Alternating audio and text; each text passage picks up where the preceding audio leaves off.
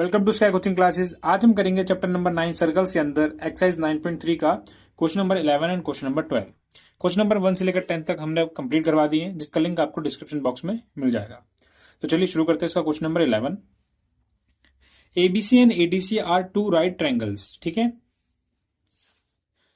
देखिए ए बी सी और ए डी सी दो राइट एंगल ट्रायंगल्स हैं ये, विद कॉमन हाइपोटेनियस। इनकी जो हाइपोटेनियस है ना वो कॉमन है। वो कौन सी होगी आपकी? ए सी। हमें ये प्रूफ कर दिखाना है कि जो एंगल सी ए डी है वो एंगल सी बी डी के बराबर है।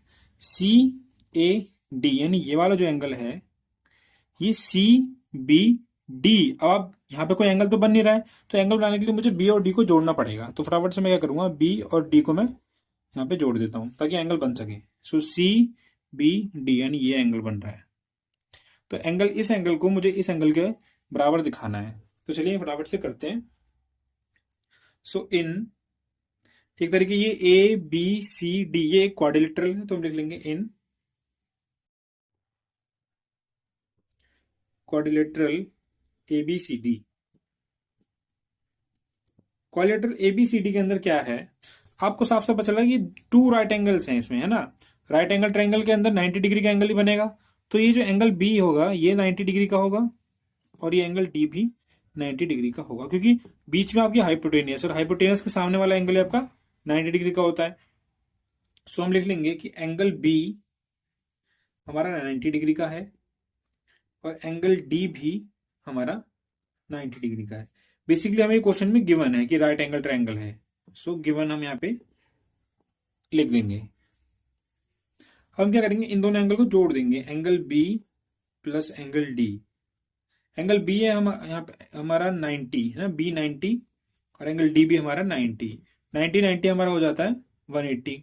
सो एंगल बी ये रहा, एंगल डी ये रहा, दोनों को प्लस करने पे कितना आ रहा है? 180 डिग्री। सो सर्कल है, सर्कल के अंदर क्वाड्रिलेटरल है और इस क्वाड्रिलेटरल की जो अपोजिट साइड है वो क्या है? 90 है और उन दोनों को जोड़ने पर 180 आ रहा है। तो जब भी किसी सर्कल के अंदर क्वाड्रिलेटरल बन रहा हो और उनके अपोजिट साइड्स का सम 180 हो, तो हम ये कह सकते हैं कि वो जो क्वाड्रिलेटरल है वो क्या है? एक साइक्लिक क्वाड्रिलेटरल है। So we can say that कि ऑल्सो दे आर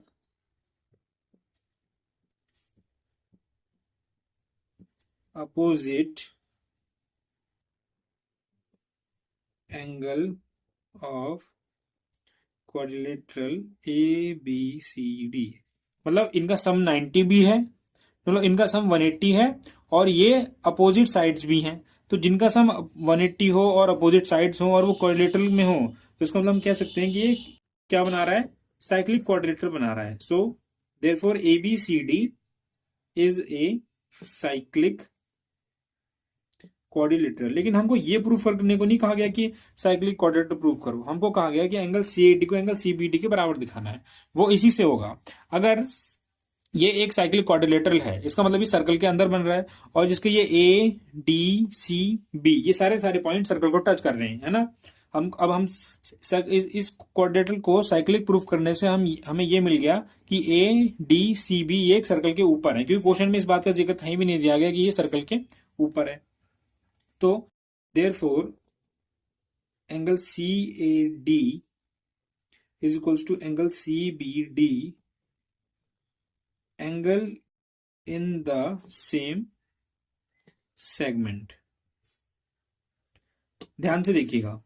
अब हमको पता चल गया angle point A B C D ये सारे सारे सर्कल के ऊपर लाई कर रहे हैं, क्योंकि ये साइक्लिक क्वाड्रिलेटरल है। सर्कल के ऊपर लाई कर रहे हैं तो हम इस पे कौन सी प्रॉपर्टी लगाने वाले हैं? Angle in the same segment. Angle C A D, C यहाँ पे, ए यहाँ पे और डी यहाँ पे, और सी बी डी, सी यहाँ पे, बी यहाँ पे और डी यहाँ पे। यानी ये वाला जिसको मैं एंगल 1 मान लेते हैं और ये वाला जो यहाँ पे, ये दोनों के दोनों एक सेम सेगमेंट में। अब इस फिगर में आपको नहीं समझ में आएगा। फिगर में क्या समझ में आएगा आपको? पलट देते हैं। अब देखिए आप, ये एंगल 1 और ये एंगल 2, इस लाइन को हमने गायब कर दिया। अब आपको साफ साफ दिखाई दे रहा हो कि ये एक सर्कल की कॉर्ड है। कॉर्ड से ऊपर वाले एंगल जो है ये सेम सेगमेंट में, और यहाँ पे साफ साफ दो एंगल बन रहे हैं। ये एंगल और ये एंगल, और दोनों के दोनों सेम सेगमेंट में है, और आपको साफ साफ पता है कि जो एंगल सेम सेगमेंट में बनते हैं वो आपस में बराबर होते हैं। तो हम कह सकते हैं कि एंगल 1 एंगल 2 के बराबर है, due to angle in same segment are equal. So वही चीज यहाँ पे लिखी है, एंगल सी ए डी यानी ये वाला एंगल, और एंगल सी बी डी यानी ये वाला एंगल, ये आपस में बराबर है क्योंकि angle in the same segment are equal. ये चीज हमको प्रूफ करके दिखानी, तो हमने प्रूफ कर दिए। करते हैं हम इसका question number 12। Proof that a cyclic parallelogram is a rectangle. आपके सामने सर्कल दिया है, सर्कल के अंदर एक पैरेललोग्राम है, इसलिए इसको बोला गया साइक्लिक पैरेललोग्राम। हमको बताना है कि जो parallelogram A B C D है, इसको हमें रेक्टेंगल प्रूफ करके दिखाना है। सो क्वेश्चन में क्या चीज गिवन है, हमें ये गिवन है कि A B C D is cyclic parallelogram, यानी ये एक साइक्लिक पैरेललोग्राम हमने यहाँ पे लिख लिया है, और हमको प्रूफ करना है कि ए बी सी डी एक रेक्टेंगल है। कैसे प्रूफ करेंगे, साफ साफ देखिए, ये पैरेललोग्राम है, ठीक है। इस पैरेललोग्राम की अगर मैं एक भी साइड अगर 90 प्रूफ कर दूं ना, तो वो हमारा रेक्टेंगल बन जाता है।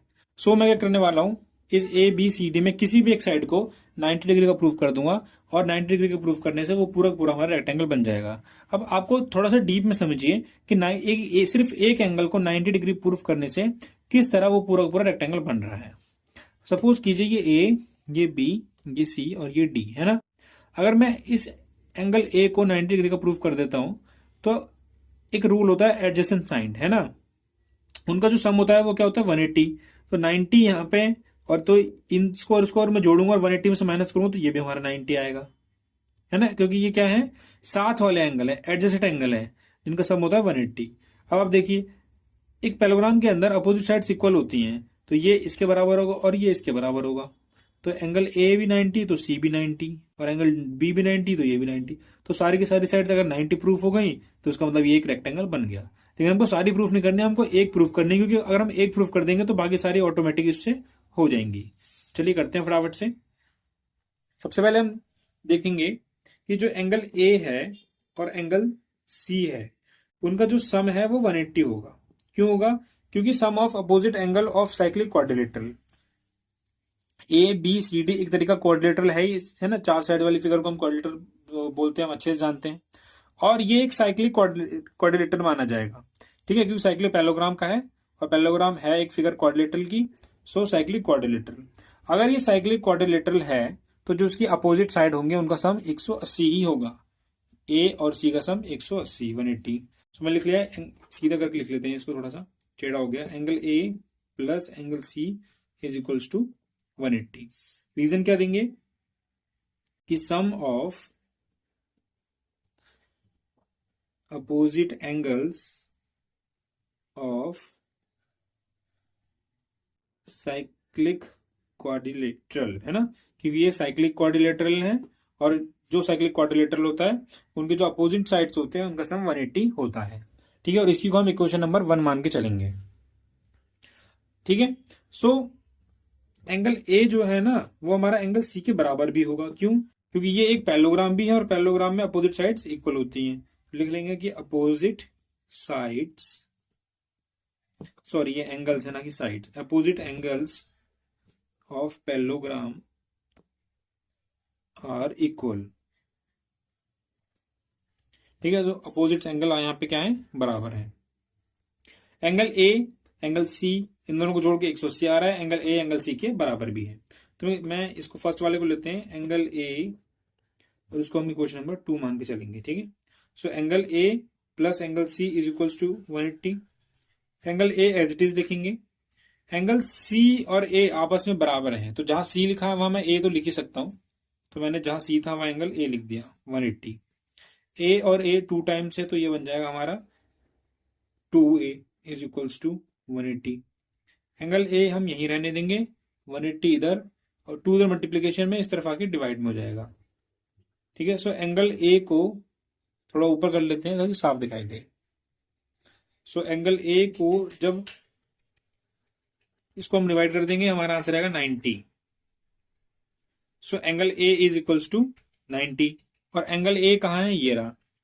तो हमने क्या कर दिया, इस पूरे पैरेललोग्राम का एक हिस्सा 90 प्रूफ करके दिखा दिया। ये 90 है तो एडजस्टेड जो एंगल है उससे ये भी 90 होगा, और इनके अपोजिट साइड्स बराबर हैं तो ये सारे के सारे 90 हो जाएंगे, और ये रेक्टेंगल प्रूफ हो जाएगा। तो हमें कुछ नहीं करना है, बस हमें सिर्फ लिख देना है कि यहां लिखेंगे parallelogram A B C D has N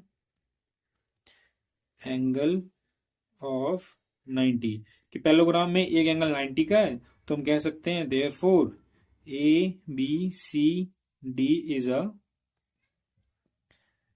rectangle. बस आपको एक एंगल प्रूफ करना है, बाकी एंगल आपको प्रूफ करने की जरूरत नहीं है। तो ये चीज हमको प्रूफ करनी थी, हमने प्रूफ करके दिखा दी है। सो ये एक्सरसाइज आपके यहाँ पे कंप्लीट होते हैं। मिलेंगे अगली वीडियो में जल्दी, तब तक के लिए धन्यवाद।